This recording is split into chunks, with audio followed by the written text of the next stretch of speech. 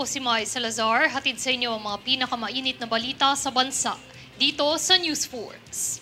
Sa ulo ng mga balita, MMDA nagpatupad ng panibagong expanded number coding scheme. Pagtugi sa pumaslang ng tagapag-ulat sa Misamis Occidental, tinutukan ng DILG. Mga opisyales ng Laguna pinangunahan ang pagbubukas ng bagong Pilipinas Serbisyo Fair. DILG Secretary Benhur Abalos nanawagan sa mga opisyal ng barangay at sangguniang kabataan na sumuporta sa pagsugpo ng iligal na droga at iba pang issue. 4x4 Invitational Tournament 2023 nagsimula na. Filipino artist nakipagsabayan sa South Korean stars sa ON Festival. Patas at pantay na balita, komprehensibong ulat para sa pulso ng masa. Ito ang News Force. Para sa unang balita, muling naglabas ng panibagong update ang MMDA sa ipatutupad nitong Expanded Unified Vehicular Volume Reduction Program o Number Coding Scheme, kung saan ipinagbabawal bumiyahe ang mga sasakyan sa mga lansangan ng Metro Manila batay sa huling digit ng license plate sa nasabing coding hours. Ang mga plakang nagtatapos sa 1 at 2 ay sakop ng coding tuwing Lunes, 3 at 4 tuwing Martes, 5 at 6 tuwing Miyerkules, 7 at 8 tuwing Huwebes, at 9 at 0 tuwing Biyernes. Samantala, narito naman ang mga sumusunod na listahan ng mga exempted para sa pulisiyang ito ng ahensya.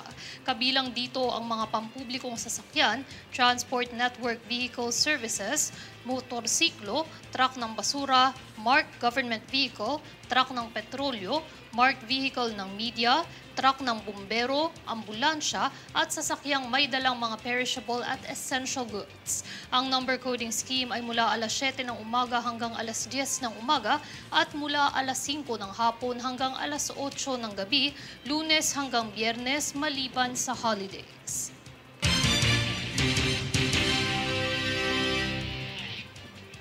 BSKE updates, tinitignan ng COMELEC ang potensyal na gawing miyembro ng Electoral Boards o EBs ang mga tauhan ng Armed Forces of the Philippines o AFP para sa susunod na botohan. Bahagi nila ito ng contingency plan na layong palawigin ang mga tauhan para sa halalan kung saan sa tulong ng AFP, hindi lamang seguridad ang matitiyak, kundi pati na rin sa pagtulong sa mga botante. Sa nagdaang BSKE, ang tumayong EBs ay ang mga guro sa mga pampublikong paaralan na silang nagbilang at naghatid resulta sa halalan.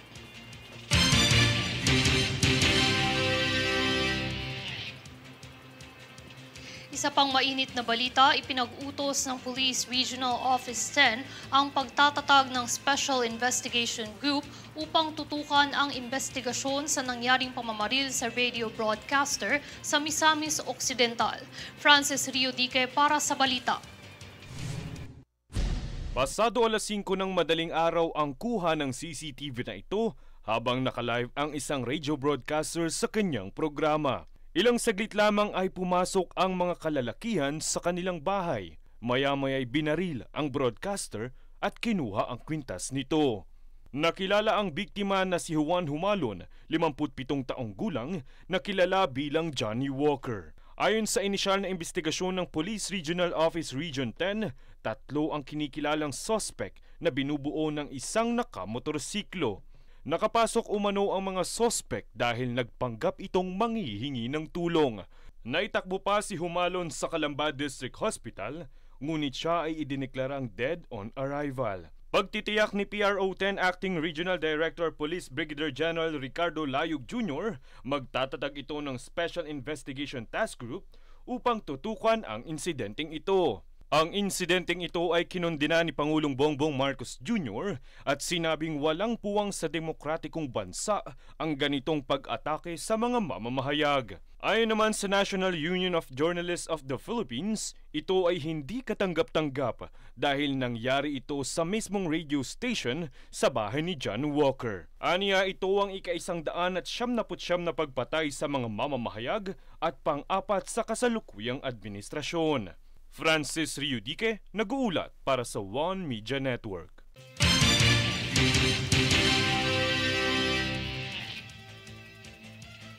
Kaugnay na ulat matapos ang pagkasawi ng radio broadcaster sa Misamis Occidental na si Johnny Humalon, nagpahayag ang Department of Interior and Local Government o DILG na kanilang tututukan ng kaso upang maaresto ang salarin sa krimeng ito. Base sa ulat, kasalukuyan na nilang nalaman ang pagkakakilanlan ng suspect kasama ang Special Investigation Task Group at Philippine National Police. Nangako silang reresolbahan ang kaso sa lalong madaling panahon. Samantala, nagpahayag ang kapisanan ng mga broadcaster ng Pilipinas ukol sa pagpaslang kay Juan Humalon na ito'y isang badya ng tumitinding banta sa kalayaan ng pamamahayag at paglaganap ng impunity sa lipunan. Kaya naman nanghingi ng tulong ang KBP sa mga otoridad na protektahan ng mga media workers upang masigurado ang karapatan at kaligtasan ng mga ito.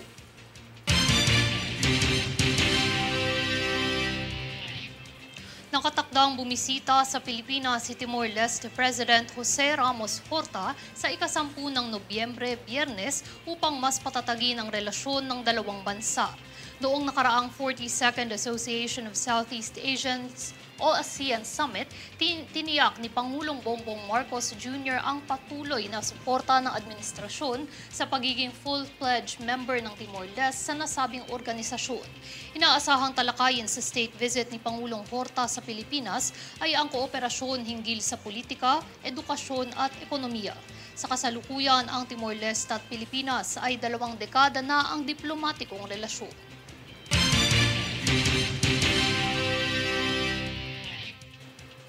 Balik BSKE update, nasa 89,962 lamang ang naitalang botante sa Baguio nitong nagdaang BSKE. Kung susumahin ay kalahati lamang ito ng kabuuang bilang ng mga rehistradong botante ng Baguio na mayroong 169,711 rehistradong botante. Tinitingnang dahilan sa mababang bilang ng mga bumoto ang maagang pagbabakasyon at pagtangkilik sa holidays na eksaktong petsa ng botohan.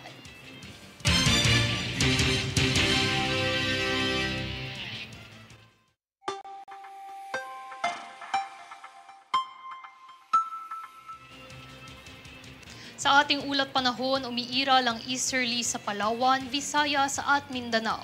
Dahil rito, asahan na maulap na kalangitan na may kalat-kalat na pag-ulan at pagkidlat-pagkulog sa Palawan. Bahagyang maulap na papawirin na may pulupulong maihinang pag-ulan naman sa Batanes at Babuyan Islands. Gayun din ang pulupulong mga pag-ulan sa Kamaynilaan at natitirang bahagi ng bansa.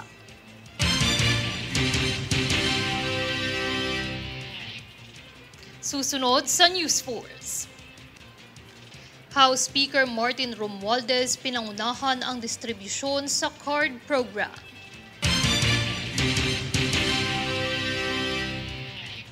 Gobyerno magpapatupad ng mga hakbang sa pagpapalawig ng e-visa ng mga dayuhan.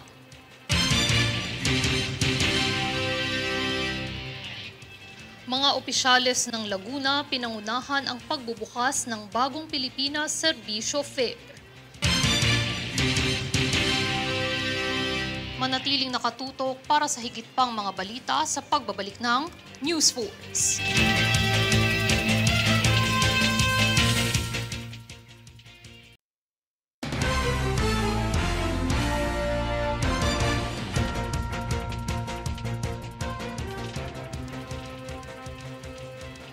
Sa ilalim ng programang Cash Assistance and Rice Distribution o CARD, ipinamahagi ni House Speaker Martin Romualdez ang libreng bigas at 4,000 cash assistance sa 5,000 residente ng Santa Rosa at Binyan, Laguna.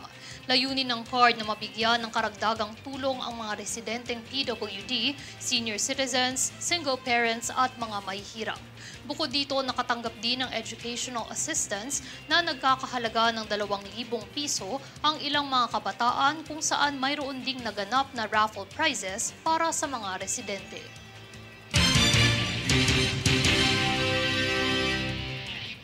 Sa ibang balita naman, ayon kay Pangulong Ferdinand Marcos Jr., sinisimulan na ng administrasyon ang pagsasaayos ng ilang mga patakaran para mapalawig ang mga electronic visas o e-visas na ibinibigay sa mga dayuhan. Ito ay idineklara ng Pangulo kamakailan sa courtesy visit ng Indian Ambassador to the Philippines, His Excellency Shambhu Kumaran sa Malacanang. Dagdag pa ng Pangulo, ang mga extension ng e-visa ay palalawigin hindi lamang sa mga Indian national, kundi maging sa iba pang mga dayuhang turista na nananatili sa Pilipinas.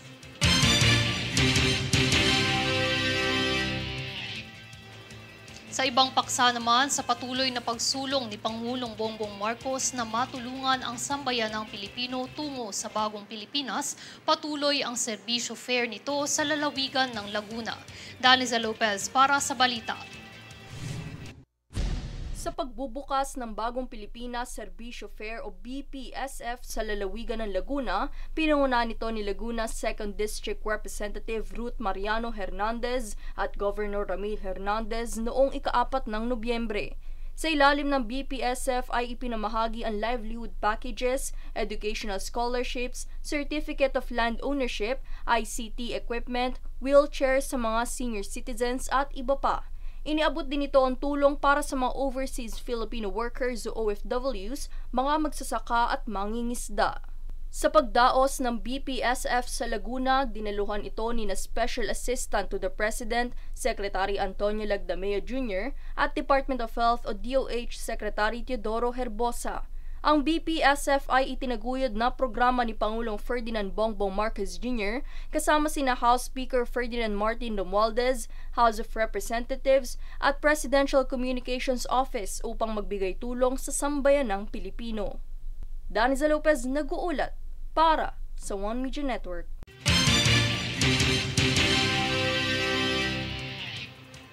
Ipinahayag ni House Committee on Appropriation Chair Elizalde Co sa mga bagong halal na SK ng Albay na dapat unahin ang kapakanan ng mga albayano sa pagbibigay serbisyo. Narito muli si Daniza Lopez para sa detalye. Matapos ang botohan para sa Barangay and Sangguniang Kabataan Elections o BSKE, ipinahayag ni House Committee on Appropriation Chair Elizalde Co sa mass oath-taking ceremony na ang barangay ay siyang pundasyon ng pamamahala kung saan nakasalalay dito ang buhay ng mga nasa laylayan sa magiging aksyon at desisyon nito. Ayon kay Co, ang mga binitawang pangako sa batas at sa mga albayanos ay isa ring sagradong panata na siyang patunay sa tapat na prinsipyo. Kaya't hinikayat nito na bigyang prioridad ang mga nasa laylayan tungo sa pagpapabuti ng serbisyo. Ayon naman kay Department of the Interior and Local Government o DILG Secretary Benhur Abalos, ang pamumuno ay isang responsibilidad na magbigay serbisyo sa publiko para magkaroon ng pagkakaisa sa isang komunidad. Daniza Lopez nag-uulat para sa One Media Network.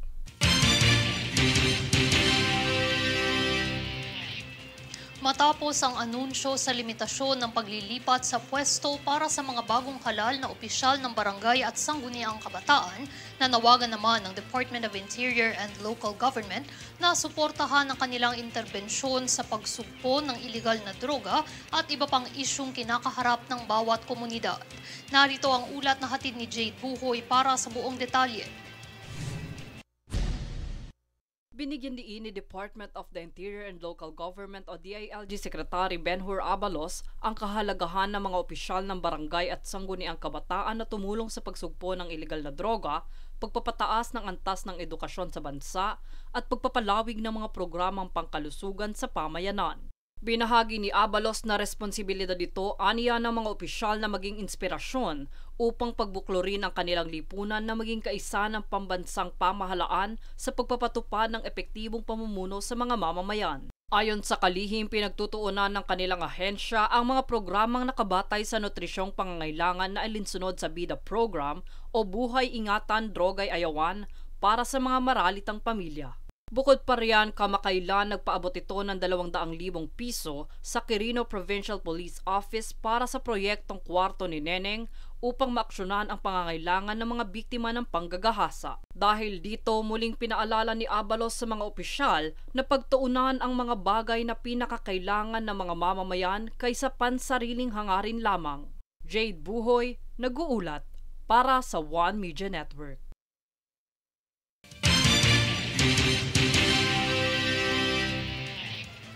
Samantala, sa naganap na pagbisita kamakailan ni Japan Prime Minister Kishida Fumio sa bansa, nilagdaan ng Department of Tourism o DOT at Ministry of Land, Infrastructure, Transport and Tourism ng Japan ang isang Memorandum of Cooperation.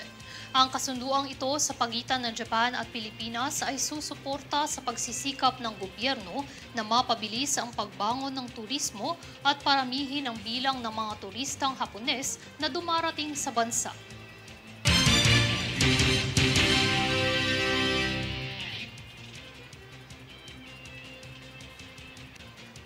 Pasintabi sa mga manonood, sensitibo ang nilalaman ng balita. Kalunos-lunos ang nangyari sa isang batang babae na natagpuang nakasako at wala ng buhay sa bayan ng Pili, Camarines Sur. Mula sa One Media Network Naga, narito ang kabuuang ulat ni Melvin Machado.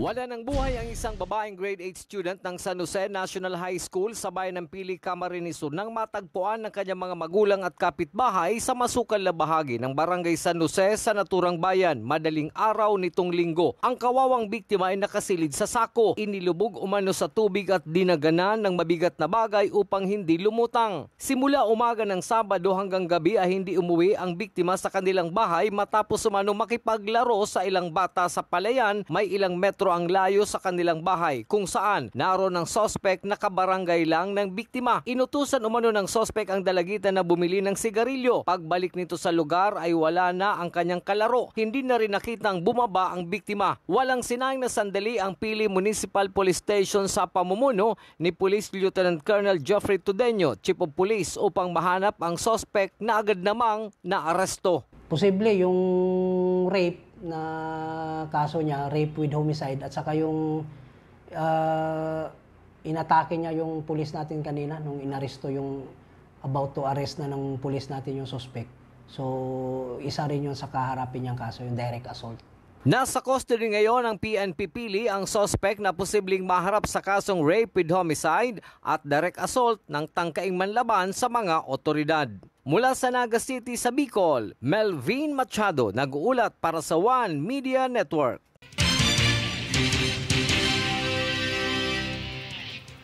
Susunod sa News Force.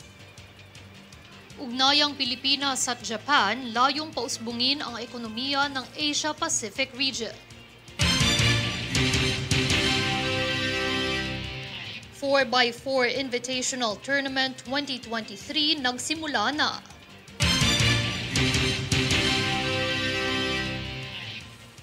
Lifetime financial support ng Israel sa pamilya ng nasawing OFW kinumpirma ng OWA.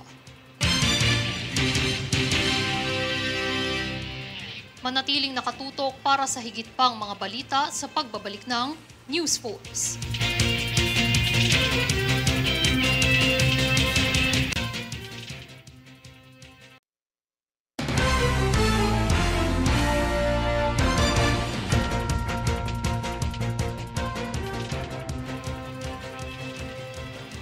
Matapos ang pagdalo sa Pilipinas ng punong ministro ng bansang Japan na si Kishida Fumio, iba't ibang layunin at mga hangarin ang kanyang inilahad sa joint session sa Batasang Pambansa Complex noong ika-4 na araw ng Nobyembre. Narito ang ulat na hatid ni Jade Buhoy para sa buong detalye. Bilang bahagi ng hangarin mapatatag ang ugnayan ng Pilipinas at Japan, pinaunlakan ng Kongreso at Senado ang pagdating ng punong ministro ng Japan na si Kishida Fumio upang talakayin ang kanyang mga layunin na mapaunlad ang mga bansa. Sa pagbisita sa bansa ni Japan Prime Minister Fumio Kishida, ipinahayag nito ang kanilang pakikipag-ugnayan sa bansa at Estados Unidos upang protektahan ang kalayaan sa karagatan ng bansa nang makatulong sa mas mataas na seguridad sa kaligtasan sa Maynila. Noong kamakailan, nagkaroon ng negosasyon sa pagitan ng nasabing leader ng Japan at ni Pangulong Bongbong Marcos na magkaroon ng access sa pagpapatatag ng military cooperation bilang proteksyon sa tumitinding pag-atake ng China sa rehiyon.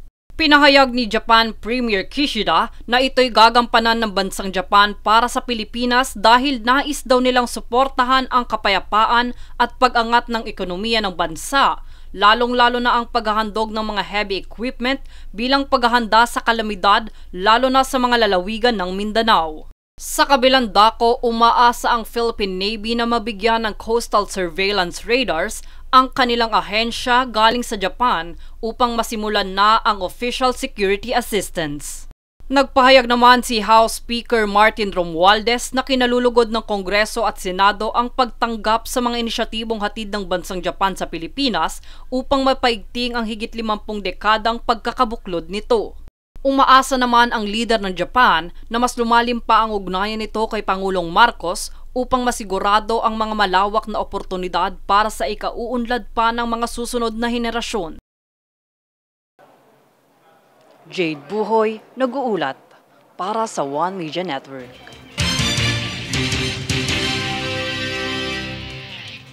Buhat ng patuloy na pagsiklab ng digmaan sa pagitan ng Israel at militanteng grupo ng Hamas, marami sa mga OFW sa Israel ang nasawi dahil dito.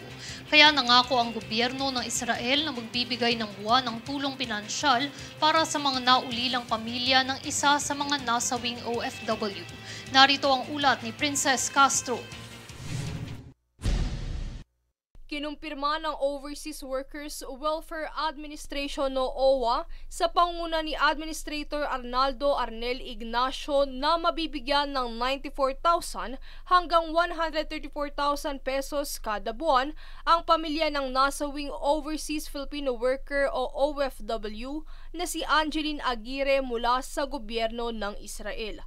Ang benepisyong ito ay panghabang buhay na ipagkakaloob sa mga naiwang pamilya ni Aguirre kung saan personal itong ipinangako sa naging pagbisita ni na Ambassador Ilan Flas at Consul Moti Cohen ng Israel Embassy sa Pilipinas sa pamilya ng nasawing Filipina nurse.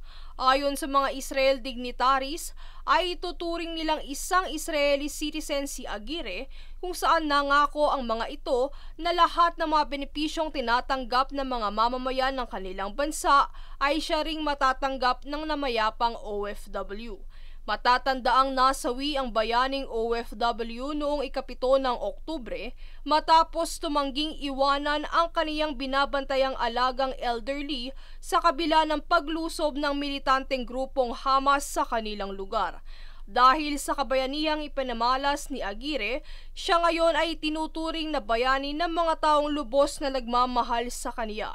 Samantala na ay uwi na sa kanilang tahanan sa bayan ng Binmalay, Pangasinan ang kaniyang mga labi noong Sabado, 4 ng Nobyembre, habang inilibing na ng kaniyang pamilya kahapon, 5 ng Nobyembre ang mga labi nito. Princess Castro, nag-uulat para sa One Media Network.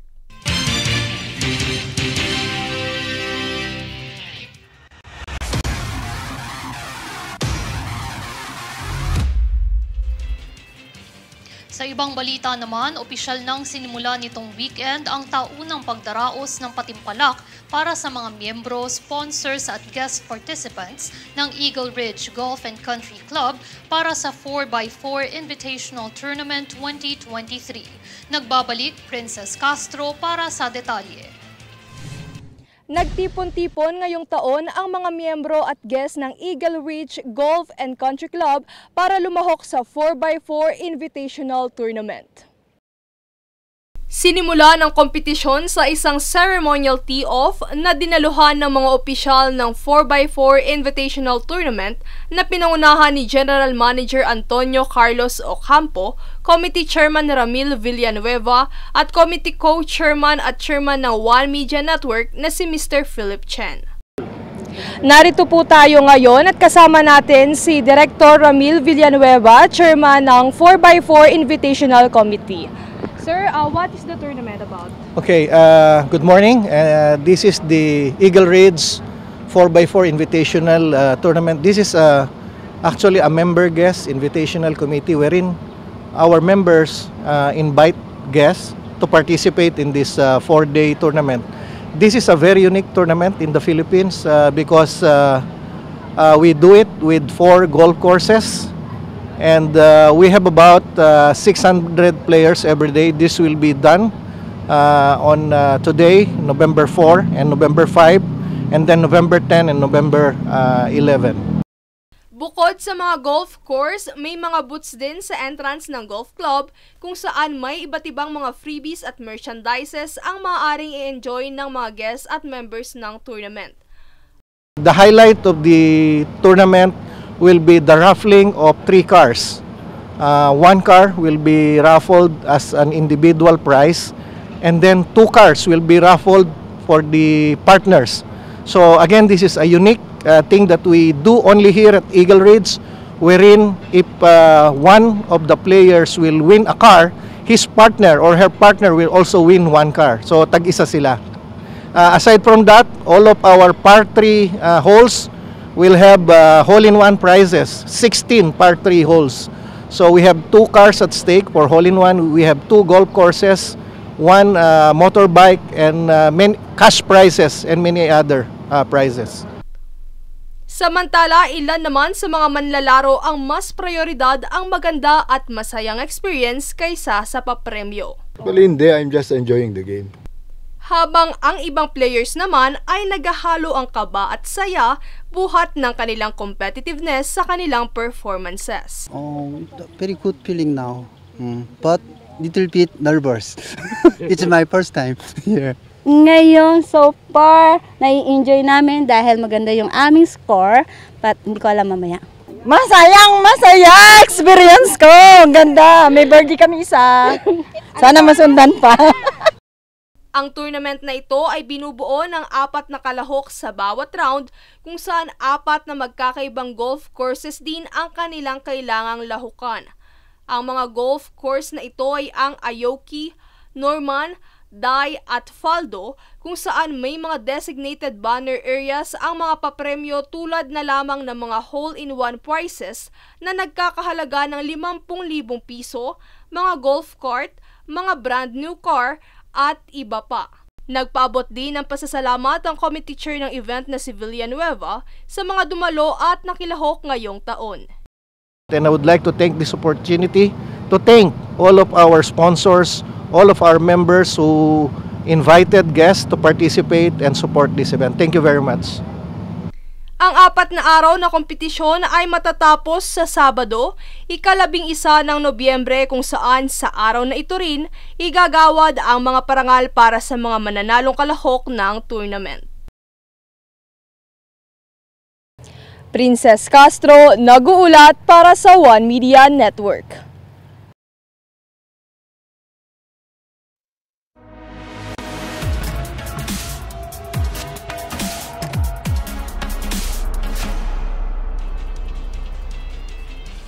Napuno ng Pinoy Pride ang Mall of Asia Arena dahil sa naganap na pakikibahagi ng mga local performers sa ON Festival kasama ang ilan sa mga pinakamainit na grupo ng South Korea. Kabilang sa mga Pilipinong musikero na nakakuha ng kanilang spotlight, ang singer-songwriter na si Adi, ang Asia's pop sensation na si Darren, ang hugot hitmaker na si Moira, at ang highly esteemed pop group na Ben and Ben. Ang star-studded lineup ay nakakuha ng mga manonood mula sa iba't ibang bahagi ng mundo tulad ng Malaysia, Japan at Taiwan.